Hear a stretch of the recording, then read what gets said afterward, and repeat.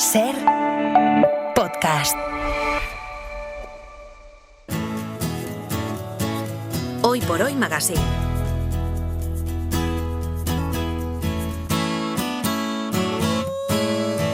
Ser podcast. ¿Cuántas son las cosas que yo aprendí? Muchas las que hicimos, muchas más que hacer, pero lo más importante y serio fue pasarlo bien.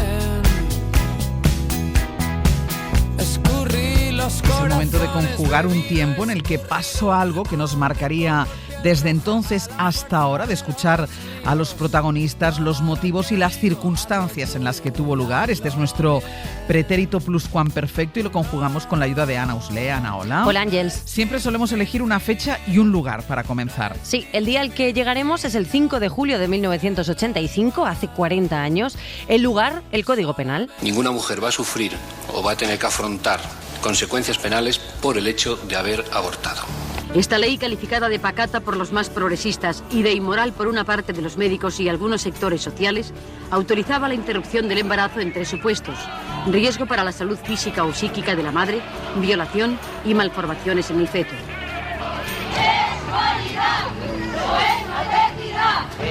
Pero para llegar al momento en el que se aprobó la Ley Orgánica de 1985 que despenalizó el aborto en España, tenemos que ir un poco más atrás en el tiempo. Venga, pues tú dirás. Vamos a elegir una fecha cualquiera, porque ninguna mujer marcaba en su calendario cuando su vida entraría en un paréntesis. Así que vamos, por ejemplo, al 23 de diciembre de 1977. Y así comenzamos por la tercera persona del singular, ella. Ella se puede llamar Paloma, María, Carmen, Elena, puede tener cualquier nombre, pero ella se llama Consuelo y ese 23 de diciembre de 1977 regresa de París a Valencia después de haber abortado. Consuelo había intentado interrumpir su embarazo en Valencia, después en Barcelona y había tenido que hacerlo en Francia.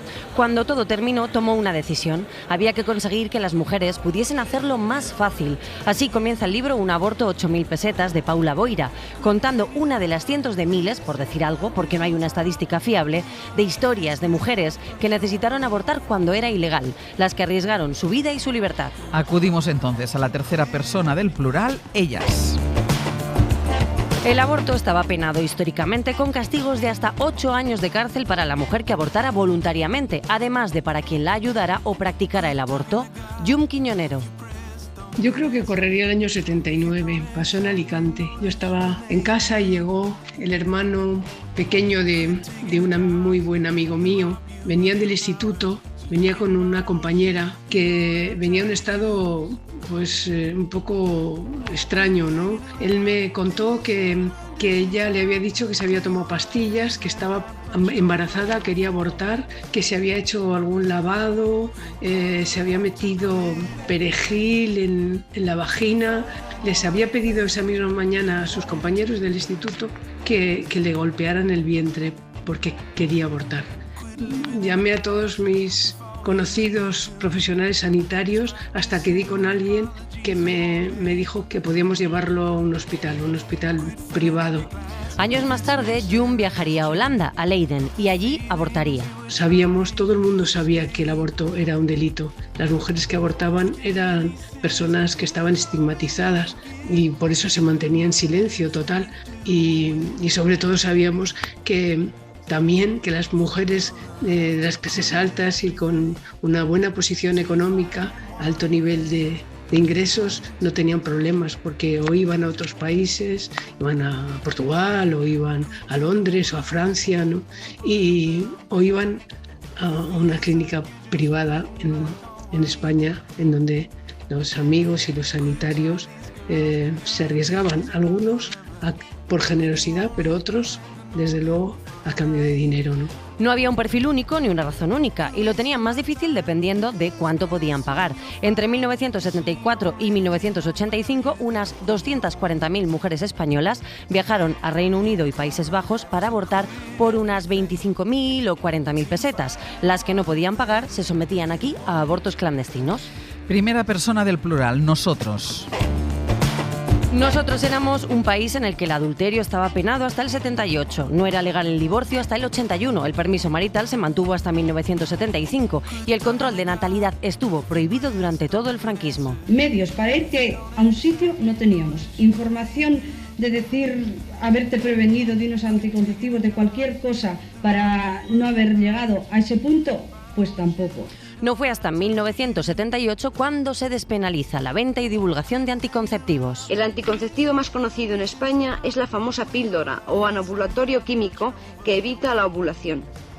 Aquí vemos los llamados espermicidas, que existen en forma de cremas y pastillas. Los métodos más empleados en un país sin educación sexual o reproductiva eran el coitus interruptus, el método Gino y después el preservativo, aunque del que más se hablaba desde los 60 era la píldora, como escuchábamos. Ágata Ignaciu, que es doctora en estudios de las mujeres y de género en la Universidad de Granada.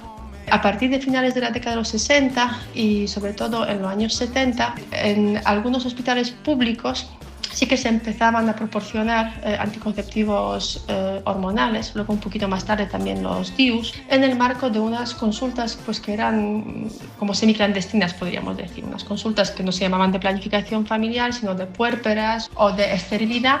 Sin embargo, pues claro, el acceso a los métodos anticonceptivos pues, estaba claramente estratificado según pues, el capital cultural que podían tener las mujeres, capital económico, sus recursos económicos, la residencia en grandes ciudades y muy importante. No podíamos acceder con facilidad a métodos anticonceptivos, no teníamos información y muchas mujeres necesitaban interrumpir su embarazo. Tercera persona del plural, ellos. Ellos, los que posibilitaron que una mujer pudiera abortar, las redes de apoyo, familias, asociaciones feministas, movimientos sociales de izquierdas, activistas, centros de planificación familiar, centros clandestinos y ellos. No es un fenómeno ni ético, ni moral, ni religioso, ni de carácter político, ni de carácter moral. Es un problema social, sanitario e importante al que hay que dar solución. Es la primera causa de muerte de mujeres en edad fértil. De 15 a 49 Como escuchamos, era la primera causa de muerte en mujeres fértiles por los abortos mal practicados. Para evitar que estos abortos fuesen así, mal practicados, ginecólogos como Pedro Enguix, al que escuchábamos, pusieron su libertad en riesgo en centros como Dator en Madrid o Acuario en Valencia, donde además de Enguix trabajaba Enrique Lebrero. En esos años de estudiar medicina, dando charlas por los barrios de Madrid, pues me aparecieron algunas mujeres que estaban embarazadas y que no querían seguir adelante y entonces les acompañé a Londres, entendí cómo era ese problemón, busqué y encontré al colectivo Acuario en Valencia que llevaba poco tiempo haciendo partos en casa, partos respetados y también interrupciones de embarazo. Ha sido una experiencia que aunque los primeros años, antes de la legalización, pues lo que demostramos es que se podían hacer abortos sanitariamente muy dignos. Empleaban el método Karman, un procedimiento de dilatación y aspiración uterina, y así realizaron hasta 15.000 intervenciones hasta el año 85. Se jugaron la cárcel, pero consiguieron mejorar la vida de las mujeres. Segunda persona del plural, vosotros. Vosotros quizás recordéis o debáis buscar quiénes fueron las 11 de Basauri. ¡No más juicios! ¡Por aborto! Fue el caso que movilizó a la sociedad, que consiguió que se tomaran las calles, el de las 11 mujeres y un hombre de Basauri, Vizcaya, que fueron detenidas en el 76 y juzgadas hasta el 85 por haber abortado o querido abortar. Y el que no tiene dinero a lo mejor tiene más necesidad de abortar porque no puede mantener un hijo. Eso no puede abortar y se tiene Era un que problema abortar. social que salió de las casas y la clandestinidad y comenzó a hablarse en la calle, a gritarse hasta conseguir un avance, la ley de julio del 85. Proceder a la despenalización de la interrupción del embarazo en estos supuestos, no cabe duda de que se cumple una ley que lo despenalizó en 3 supuestos. Un grave peligro para la vida o la salud física o psíquica de la embarazada en caso de violación o si el feto va a nacer con graves taras físicas o psíquicas, textualmente y dentro de unos plazos. Una legalidad que casi exige 2 actos heroicos es una legalidad muy dura. Casi un acto heroico. Este fragmento de informe semanal, en ese momento, explica muy bien cómo poco cambió. Era un acto heroico aún así. La ley solo resolvió el 3% de los casos. Segunda persona del singular, tú. Tú Que convives con el silencio. Paula Boira, nacida en el año 96, reconoce no haber escuchado la palabra aborto en el colegio o en casa. Ha querido escribir ese silencio en su libro Un aborto, 8.000 pesetas. Yo lo he visto sobre todo en las historias de las mujeres que me contaron a mí que han abortado, porque muchas de ellas era la primera vez que lo decían en voz alta. No lo habían contado a sus maridos, no lo habían contado a sus hijos, no lo habían contado a sus amigas incluso, y me llamaban muchas veces por la noche. A las 11 de la noche recibía llamadas de esas mujeres, supongo que en momentos en los que se quedaban solas, para confesarlo, ¿no? De decirme, mira, yo aborté y te quiero contar esta historia. Lo curioso también es que ese yo aborté siempre iba acompañado de una justificación, de un porqué. Yo aborté porque era muy joven, yo aborté porque no tenía dinero, yo aborté porque mi hijo venía mal. No tenemos esa concepción todavía de que abortar porque no quieres tener hijos o abortar porque sí, no tenemos que justificarlo, ¿no? Ese libro que ha escrito Paula, te decía, comienza con la historia de Consuelo, que se baja del avión después de abortar en París, prometiéndose cambiar las cosas. Pues así, en primera persona, saludamos a Consuelo Català. ¿Qué tal? Buenos días. Buenos días. Tú hiciste esa promesa en 1977, al tener que abortar fuera de España, esa promesa de ayudar a otras mujeres a hacerlo de manera segura y en España. ¿Cómo lo conseguiste? Bueno, es que realmente yo ya estaba en el colectivo Acuario, o sea, yo estaba estudiando medicina, Pedro Enguix era un médico ya, un ginecólogo, entonces eso ya se estaba cociendo, ¿no? Lo que pasa es que es una cosa que tú lo piensas y tal, pero cuando te toca pasarlo, como me pasó a mí, pues tienes claro, ¿no? Dices, bueno, pues tenemos los medios porque somos todos sanitarios y estamos preparados, tenemos la voluntad y vamos a luchar por esto, ¿no? Y entonces yo creo que eso fue, la conjunción de muchas cosas, ¿no? Pero así fue. ¿Era un problema nacional de salud que no se quería ver? Por supuesto, o sea, quiero decir, nosotros luego...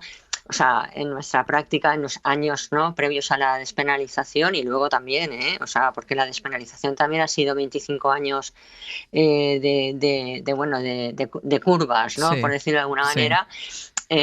Sí, eso no se quería, o sea, es que era un problema de salud, como ha dicho Pedro, ¿no?, pero se planteaba como un problema ideológico y cada uno en su posición y punto, y el que podía, pues lo mantenía, ¿no? Pero intentar abortar o fuera o clandestinamente o fuera de España era una cuestión transversal, es decir, no había, no había ni clase social ni ideología.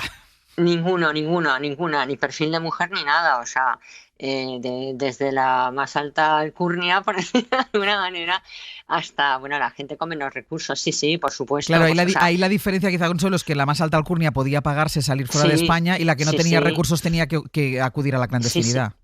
Sí, claro, porque ahí la diferencia entre la clandestinidad y nosotros es que nosotros lo que hacíamos era abortos ilegales, ¿me entiendes? O sea, claro, que eran ilegales pero seguros sanitariamente, ¿no? Y nosotros y mucha más gente luego, ¿no?, que lo hizo.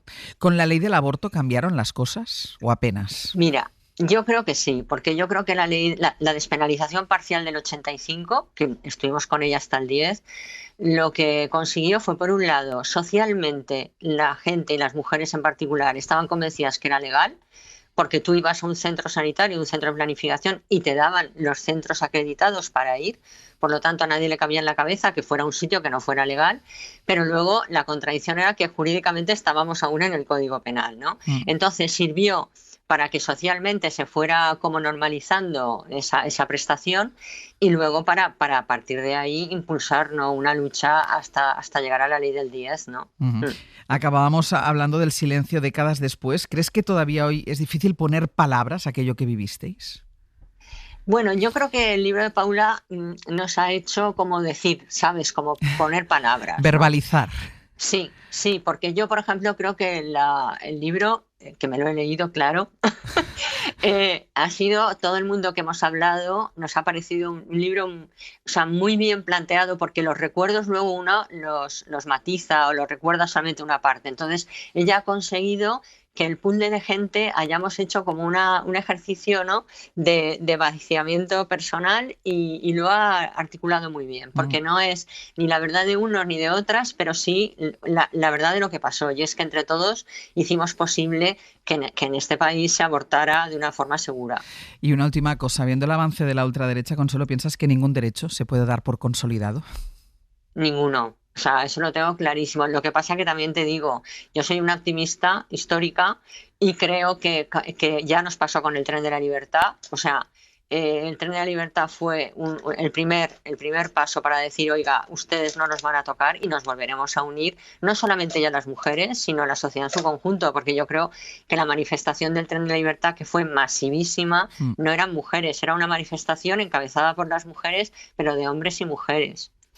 Pues Consuelo Catalán, muchísimas gracias, de verdad, un beso grande. Hasta luego. Hasta luego. Adiós, Ana, gracias. A ti. Para no perderte ningún episodio, síguenos en la aplicación o la web de la SER, Podium Podcast o tu plataforma de audio favorita.